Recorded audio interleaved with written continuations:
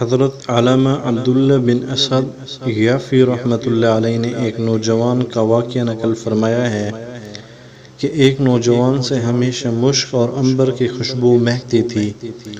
اس کے کسی متعلق نے اس سے کہا کہ آپ ہمیشہ اتنی عمدہ ترین خوشبو میں معطر رہتے ہیں، اس میں کتنا پیسہ بلا وجہ خرچ کرتے رہتے ہیں؟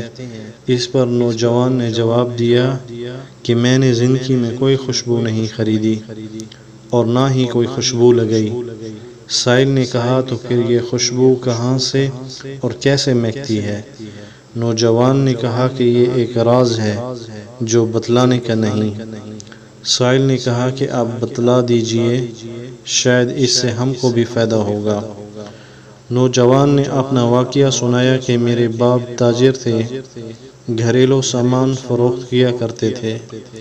میں ان کے ساتھ دکان میں بیٹھا تھا، ایک بوڑھی عورت نے آ کر کچھ سامان خریدا اور والد صاحب سے کہا کہ آپ لڑکے کو میرے ساتھ بھیج دیجئے تاکہ میں اس کے ساتھ سامان کی قیمت بھیج دوں۔ میں اس بوڑھی عورت کے ساتھ گیا تو ایک نہایت خوبصورت گھر میں پہنچا اور اس میں ایک نہایت خوبصورت کمرے میں ایک میسری پر ایک نہایت خوبصورت لڑکی موجود تھی۔ وہ مجھ کو دیکھتے ہی میری طرف متوجہ ہوئی کیونکہ میں بھی نہایت حسین ہوں۔ میں نے اس کی خواہش پورے کرنے سے انکار کیا تو اس نے مجھے پکڑ کر اپنی طرف کھینچا۔ فوراً اللہ پاک نے میرے دل میں یہ بات ڈال دی۔ میں نے کہا کہ مجھے قضائے حاجت کے لیے بیت الخلاء جانے کی ضرورت ہے۔ اس نے فوراً اپنی باندیوں اور خادموں سے کہا کہ جلدی سے بیت الخلاء ان کے لیے صاف کر دو۔ میں نے بیت الخلاء میں داخل ہو کر خود اجابت کر کے نجاست کو اپنے بدن اور کپڑوں پر مل لیا اور اسی حالت میں باہر آیا۔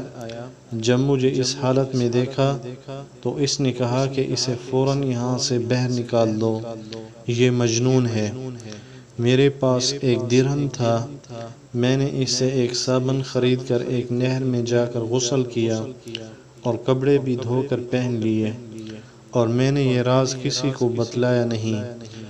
جب میں اسی رات میں سویا تو خواب میں نے دیکھا کہ ایک فرشتے نے آ کر مجھ سے کہا کہ اللہ تعالیٰ کی طرف سے تم کو جنت کی بشارت ہے اور معصیت سے بچنے کے لیے جو تدبیر تم نے اختیار کی تھی اس کے بدلے میں تم کو یہ خوشبو پیش کی جا رہی ہے۔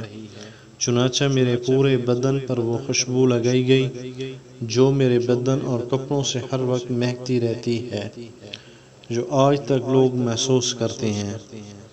والحمد للہ رب العالمین۔